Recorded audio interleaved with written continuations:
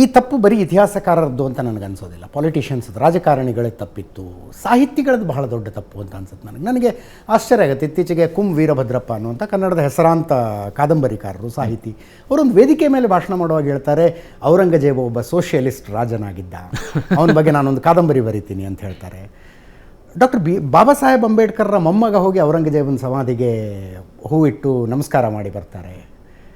ಇನ್ಯಾರೋ ನ್ಯಾಷನಲ್ ಚಾನಲ್ನ ಡಿಬೇಟ್ನಲ್ಲಿ ಒಬ್ಬ ಮೌಲ್ವಿ ಕೂತ್ಕೊಂಡು ಹೇಳ್ತಾರೆ, ಔರಂಗಜೇಬ್ ಹಮಾರೆ ವಲಿ ಹೈ ಅಂತ ಹೇಳ್ತಾರೆ. ಅದೇ ಅಂದರೆ ಈ ತಪ್ಪು ಬರೀ ಇತಿಹಾಸಕಾರರ ಮೇಲೆ ಅಷ್ಟೇ ಅಲ್ಲ, ಇತಿಹಾಸವನ್ನು ಹೇಳಬೇಕಾದ ರೀತಿಯಲ್ಲಿ ಹೇಳಲಿಲ್ಲ ಅಂತ ಒಂದು ದೊಡ್ಡದೊಂದು ಸಿಂಡಿಕೇಟ್ ತಯಾರಾಗಿತ್ತು. ಹೌದು, ಅದು ನಿಜ. ಆ್ಯಂಡ್ ನೋಡಿ ಅಜಿತ್ ಜಿ, ಇತಿಹಾಸ ಯಾವಾಗಲೂ it's a hand maiden of the ruler. ಯಾರು ಶಾಸನೆ ಮಾಡ್ತಾ ಇದ್ದಾರೋ ಅವರ ಕೈಗೊಂಬೆಯಾಗೇ ಇರುತ್ತೆ ಅದು. ರಾಜರ ಕಾಲದಿಂದ ಹಾಗೆ ರಾಜಭಟ್ರು ಇತಿಹಾಸ ಬರಿತಾ ಇದ್ರು.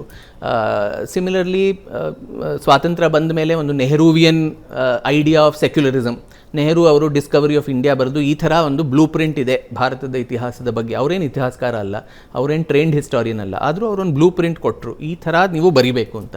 ಅದೇ ರೀತಿಯಲ್ಲಿ ಎಲ್ಲ ಜನರು ಭಾರತದ ಇತಿಹಾಸನ ಬರಿತಾನೆ ಹೋದರು. 1989ನಲ್ಲಿ ಅನಿಸುತ್ತೆ ನನಗೆ, ವೆಸ್ಟ್ ಬೆಂಗಾಲ್ ಅವಾಗ ಮಾರ್ಕ್ಸಿಸ್ಟ್ ಗೌರ್ಮೆಂಟ್ ಇತ್ತು, ಅಲ್ಲಿ ಅವ್ರದ್ದೊಂದು ಸರ್ಕ್ಯುಲರ್ ಬರುತ್ತೆ, ಆಲ್ಮೋಸ್ಟ್ ಒಂದು 40 ಪೇಜ್ ಸರ್ಕ್ಯುಲರ್. ಅದರಲ್ಲಿ ರಾಜ್ಯಾದ್ಯಂತ ಬಂದಿರೋ ಇತಿಹಾಸದ ಪುಸ್ತಕಗಳನ್ನೆಲ್ಲ ಒಂದು ವಿಮರ್ಶೆ ಮಾಡಿ 2 ಕಾಲಮ್ ಮಾಡ್ತಾರೆ, ಶುದ್ಧೋ ಅಶುದ್ಧೋ. ಶುದ್ಧವಾದ್ದೇನು, ಅಶುದ್ಧ. ಫಸ್ಟ್ ಅಶುದ್ಧದ್ದೆಲ್ಲ ಬರೆದು, ಈ ಗಜ್ನಿ ಇಷ್ಟು ಸತಿ ಬಂದ, ಸೋಮನಾಥ ಮಂದಿರವನ್ನು ಕೆಡವ್ದ, ಔರಂಗಜೇಬ್ ಇದು ಮಾಡ್ದ, ಈ ದುಷ್ಕೃತ್ಯಗಳು ಮಾಡ್ದ, ಅದೆಲ್ಲ ಅಶುದ್ಧೋ. ಶುದ್ಧೋ ಪಾರ್ಟ್ನಲ್ಲಿ ಇದನ್ನು ತೆಗೆದುಬಿಡಿ, ಇದನ್ನು ಬರಿಬಾರ್ದು, ಇದನ್ನು ಕಮ್ಮಿ ಮಾಡಬೇಕು. ಈ ಥರ ಇದು ಪಬ್ಲಿಕ್ ಡಾಕ್ಯುಮೆಂಟ್, ಎಲ್ಲರಿಗೂ ಗೊತ್ತಿರೋದು. ನಮ್ಮ ರಾಜ್ಯದ ಡಾಕ್ಟರ್ ಭೈರಪ್ಪನವರು ಅವಾಗ NCERT ಇದನ್ನಲ್ಲಿದ್ದಾಗ ಪಾಠ್ಯಪುಸ್ತಕಗಳಲ್ಲಿ ಅವರು ಅದನ್ನು ಐ ಥಿಂಕ್ ಪ್ರತಿಭಟನೆ ಮಾಡಿ ಆ ಕಮಿಟಿಯಿಂದನೇ ಹೊರಗಡೆ ಬಂದರು. ನ್ಯಾಷನಲ್ ಇಂಟಿಗ್ರೇಷನ್ ಸ್ಪಾಯಿಲ್ ಆಗತ್ತೆ, ಈ ಎಲ್ಲ ಇದು ವಿಷಯಗಳ ಬಗ್ಗೆ ಮಾತನಾಡಬಾರ್ದು ಅಂತ ಹೇಳಿ. ಅದನ್ನೇ ನಾನು ತಿರ್ಗಾ ರಿಪೀಟ್ ಮಾಡ್ತೀನಿ. ನಾನು ಮುಂಚೆ ಏನು ಹೇಳಿದ್ದು, ಯಾಕೆ ನ್ಯಾಷನಲ್ ಇಂಟಿಗ್ರೇಷನ್ ಹಾಳಾಗಬೇಕು, ಯಾಕೆ ಈ ಸತ್ಯಗಳನ್ನು ಹೇಳುವುದರಿಂದ ನಾವು ಯಾಕೆ ಹೆದರಬೇಕು?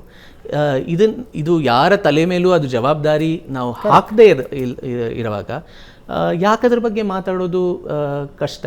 ಹಾಗೆ ನೋಡಕ್ಕೆ ಹೋದರೆ ನಮ್ಮ ಕಾಸ್ಟ್ ಸಿಸ್ಟಮ್ನಲ್ಲಿ ಏನೋ upper cost operation against the lower cost, ಅದ್ರ ಬಗ್ಗೆನೂ ಮಾತಾಡಬಾರ್ದು. ಅದು ಹಿಂದೂ ಸಮಾಜದೊಳಗೆ ಪ್ರಾಬ್ಲಮ್ಸ್ ಕ್ರಿಯೇಟ್ ಮಾಡುತ್ತೆ, ಅದ್ರ ಬಗ್ಗೆನೂ ಮಾತಾಡೋದು ಬೇಡ. ಅದ್ರ ಬಗ್ಗೆ ನಾವು ಮಾತಾಡ್ತೀವಿ, ಸಾಹಿತಿಗಳು ಕಾದಂಬರಿಗಳು ಬರೀತಾರೆ, ಫಿಲ್ಮ್ಸ್ ಅದ್ರ ಬಗ್ಗೆ ಬರುತ್ತೆ, ಅದು ಪರವಾಗಿಲ್ಲ.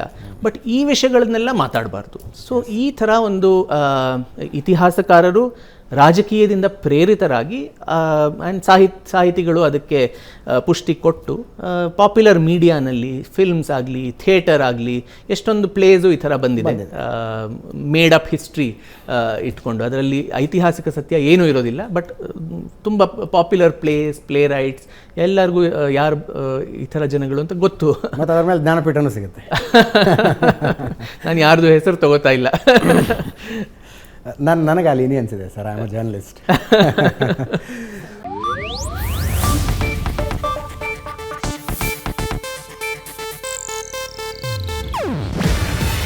ಇದು ಏಷ್ಯಾನೆಟ್ ನ್ಯೂಸ್ ನೆಟ್ವರ್ಕ್ ಪ್ರಸ್ತುತಿ.